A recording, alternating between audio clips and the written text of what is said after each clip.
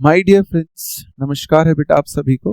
आज हम एक बहुत इंपॉर्टेंट टॉपिक पे बात करने वाले हैं। अभी शाम को ही आंसर की रिलीज हुई है, तो 2-4 घंटे में हम सब ने अपना स्कोर भी कैलकुलेट कर ही लिया होगा। तो अब स्कोर कैलकुलेशन के बाद इंपॉर्टेंट बात यह है कि अगर हम नीट यूजी के लिए ड्रॉप करने का डिसीजन बना रहे हैं तो हमें क्या क्या उसमें फैसले सोचने पड़ेंगे लेते वक्त, क्या क्या हमारे पॉइंटर्स होने चाहिए।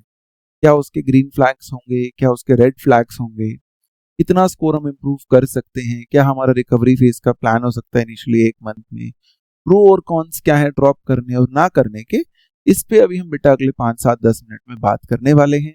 और ये सबसे पहले हम बेसिक पॉइंट से स्टार्ट करते हैं कि हमारा सबसे पहला जो फ्रेमवर्क होना चाहिए वो ये होना चाहिए कि हमें अपने 2026 की परफॉर्मेंस जो है बेटे वो एनालाइज करनी है।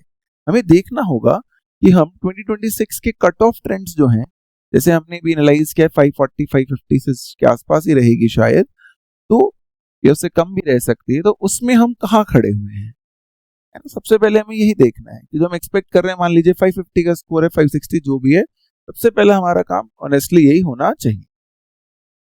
फिर हमें पता होना चाहिए कि धीरे धीरे जनरली ऐसा देखा ही जाता है कि नीट की कट ऑफ पेपर अगर सेम लेवल का होता है तो बढ़ती ही चली जाती है। कभी कभी बहुत टफ पेपर आता है तो नीचे भी हो जाती है, but generally paper same level होता है तो बढ़ती है। वो हमें मालूम होना चाहिए, राइट। लेकिन हमारा जो गोल्डन पॉइंट है वो ये है बेटा कि 120 नंबर का जंप आप ले सकते हैं। इसीलिए आपको बोला गया है कि अगर 550 की कट ऑफ है और आप सेम लेवल का पेपर अगले साल आएगा, तो अगर आपके 430 440 मार्क्स हैं, 400 से ऊपर हैं, तो आपको ले लेना चाहिए, वरना नहीं। पहला पॉइंट तो यही है कि आप जनरली जो बच्चा कवर करता है बेटी वो 120 प्लस मार्क्स कवर करता है।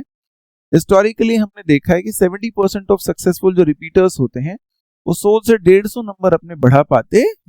यानी कि अगर आपका स्कोर जनरली जब 600 के आसपास की कट ऑफ रहती है तो 480 से 550 के बीच के स्कोर को कहा जाता है कि आपको यहाँ पे तैयारी करनी चाहिए। लेकिन जिनके 400 से कम आ रहे हैं उनके थोड़े से चांसेस कम होते हैं।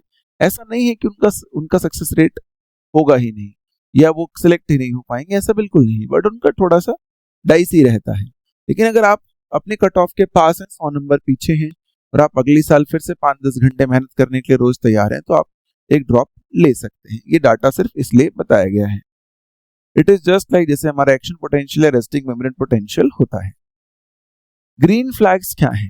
ये आपको क्लियरली पता है कि कहाँ गलती हुई है, कि मैं 2 महीने पढ़ नहीं पाया, या मेरे से ओएमआर में गलती हुई है, या मेरे फिजिक्स के न्यूमेरिकल्स खराब हैं। अगर आपको अपना डायग्नोसिस पता है, जैसा मेडिकल फील्ड में कहा भी जाता है कि अगर हमें अपना डायग्नोसिस क्लियरली पता है बेटे, तो हम ट्रीटमेंट जो है वो अच्छा कर ही देते हैं। एक अच्छे डॉक्टर का सबसे पहला काम ही वो होता है कि वो डायग्नोसिस ठीक से कर पाए।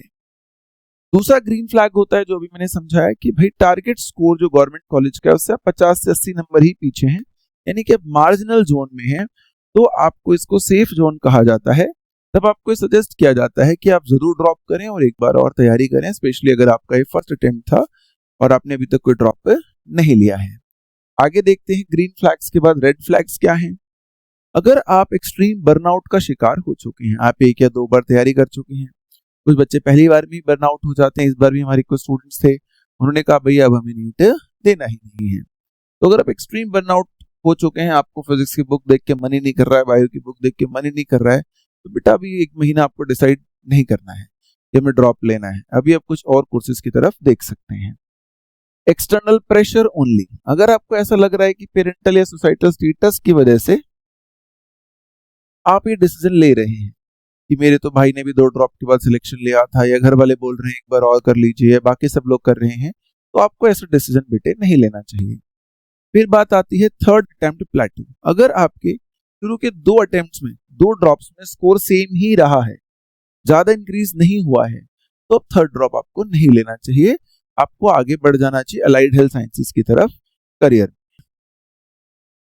और अगर मान लीजिए आपको ऐसा कुछ ब्लर ब्लर दिख रहा है, बिल्कुल जैसे इमेज इसलिए लगाई गई है यहाँ पर सिर्फ कि आपको लग रहा है कि भैया मुझे तो कुछ समझ ही नहीं आ रहा है, तब भी आपको आगे नहीं बढ़ना है। क्लियर डायग्नोसिस होना बहुत जरूरी होता है। आगे देखते हैं मेंटल रेडीनेस चेकलिस्ट। क्या आप आइसोलेशन रेजिलियंस में बिलीव करते हैं, या आपको लगता है कि आप ऐसा कर पाएंगे कि आपका मान लो किसी दिन नहीं भी मन कर रहा है पढ़ाई करने का, या आपको लग रहा है कि आपके पीयर्स तो कॉलेज चले गए हैं, तो क्या आप तब भी एक रूम में बैठ के पढ़ पाएंगे अपना आराम से? पहला सवाल। दूसरा सवाल कि डिसिप्लिन और मोटिवेशन, कि 10 घंटे आपको पढ़ना ही है इवन ऑन डेज जब आप क्विट करने की भी सोचते हैं। 10 घंटे पढ़ने मतलब यार भैया हमारे नंबर तो आ ही रहे हैं 300-400। बेटा यही बात है नीट के एग्जाम, आपको बार बार सेम चीज इतनी बार पढ़नी है कि वहां विद इन 1 मिनट आप उसे रिकॉल कर पाओ।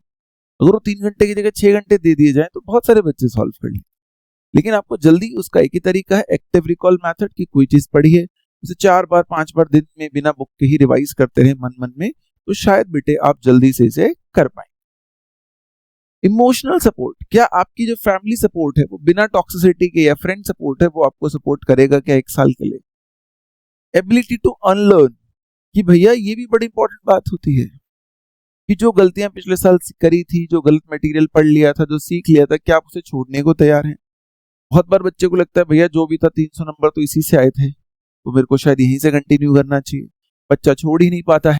वो भी आपको क्लियर होना चाहिए कि भाई हमें उसको छोड़ने की आदत होनी चाहिए, कि आप वो कर पाएंगे या नहीं कर पाएंगे। उसके बाद अगर हम अगली देखते हैं बेटा पॉइंट, तो ये प्रो और कॉन्स वाला कंपैरिजन होता है कि ड्रॉप ईयर में 0 फीस लगेगी, ये बात बिल्कुल ठीक है, लेकिन रिस्क क्या है, हाई मेंटल स्ट्रेस और कोई गारंटी भी एग्जाम निकलने की नहीं है। ये लेकिन किसके लिए बेस्ट है बेटा, जिनका स्कोर 500 से 580 के बीच में ऑलरेडी आ रहा है। प्राइवेट एमबीबीएस फैसिलिटीज अच्छी हैं, 1 साल बचेगा, लेकिन फीस 60-70 लाख से कम कहीं नहीं होगी, तो ये एक यहाँ पर जेन्युइन कंसर्न आता है। उसके बाद अगर हम बात करते हैं तो हाई बजट होता है इसमें।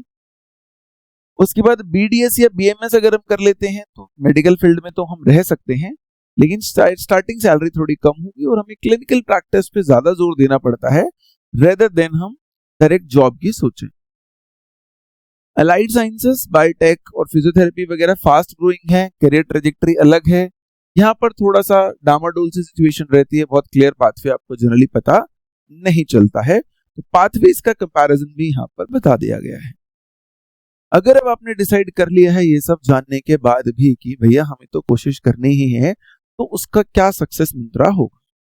उसका सक्सेस मंत्रा होगा कि आपको एनसीईआरटी की मास्टरी होनी चाहिए, टेस्ट सीरीज आपको कोई नेशनल लेवल की ज्वाइन करनी पड़ेगी बेटा, है ना, जैसे अपने यहाँ पर जो भी मेन आपके लगता है आपके आसपास जो फेमस एक कोचिंग अवेलेबल है जिसपे भी आपका ट्रस्ट है, वो कोचिंग आपको ज्वाइन करनी होगी। फिजिक्स पे आपको फोकस करना होगा, आपको अपना शुरुआती टाइम 40% टाइम न्यूमेरिकल्स को देना होगा।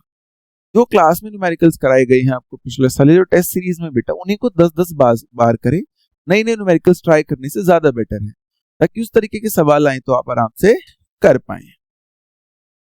फिर देखिए भाई स्कोर इंप्रूव पोटेंशियल, मान लीजिए फर्स्ट अटेम्प्ट में 450 आए तो सेकंड फर्स्ट अटेम्प्ट में हो सकता है 400, फिर फर्स्ट ड्रॉप में 630, तो सेकंड ड्रॉप में आपके स्कोर बढ़ जाने चाहिए।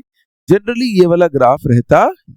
सेकंड ड्रॉप में भी अगर आपका सिलेक्शन नहीं हुआ है तो प्लीज आगे आप ड्रॉप ना लें, आपको हम सजेस्ट नहीं करेंगे कि उसके बाद भी आप ड्रॉप लें। फर्स्ट 30 डेज जो रिकवरी फेज है बेटा, अगर हम उसकी बात करते हैं तो उसमें हमें क्या करना होता है दोस्तों। तो पहले 1 हफ्ता तो आपको अभी, आज अगर आंसर की आ गई, आपको समझ आ गया, कुछ नहीं होना है तो डिटैच हो जाइए, कुछ नहीं करना है। फिर डायग्नोसिस करना है कि भैया अपने पेपर को देखते हैं क्या गलतियां हुई हैं हमारे से, कॉन्सेप्चुअल हुए हैं, टाइम प्रेशर था, क्या था, टाइम प्रेशर था तो ज्यादा से ज्यादा क्वेश्चन करेंगे ताकि अगली बार जल्दी जल्दी हो जाए, कॉन्सेप्चुअल है तो कॉन्सेप्ट पे ध्यान देंगे। उसके बाद फाउंडेशन है 2 हफ्ते, rebuild your weakest 5 chapters in physics and chemistry, do not start with your strengths, ये भी बड़ा इंपॉर्टेंट है। स्ट्रेंथ से स्टार्ट करेंगे, हमें फिर कॉन्फिडेंस आ जाएगा, हमें लगता है भाई हम तो कर लेंगे, लेकिन जब आप वीक पॉइंट से स्टार्ट करोगे तो आपको समझ में आ जाएगा कि वो कॉन्फिडेंस जो है वो आपको आगे रहेगा भी या नहीं रहेगा, तो वो आपको बहुत हेल्प करेगा ये डिसाइड करने में कि आपको वहां पर ड्रॉप लेना चाहिए या नहीं लेना चाहिए।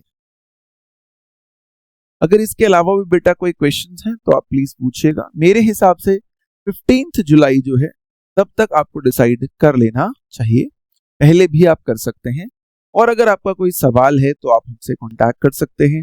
काउंसलिंग की इंफॉर्मेशन जो आनी है, जो कट ऑफ के बाद आनी है बेटा, वो भी जल्द ही स्टार्ट करी जाएगी आयुष के लिए या एमबीबीएस या बीएमएस के लिए। और हमेशा ध्यान रखिए मेडिसिन में फ्यूचर एक मैराथन है, ये कोई स्प्रिंट रेस नहीं है कि एक दिन में आप कर लें। तो जो कोई लंबी चीज होती है उसका डिसीजन भी हमें आराम से टाइम देकर लेना चाहिए, ऐसा नहीं है कि हम डिसीजन बहुत फटाफट ले लें, आप टाइम दीजिए, बट डिसीजन सही होना चाहिए, ये ज्यादा जरूरी है। तो thank you so much for your time बेटा। मिलते हैं दोबारा किसी अगली वीडियो के साथ। Thank you for your support.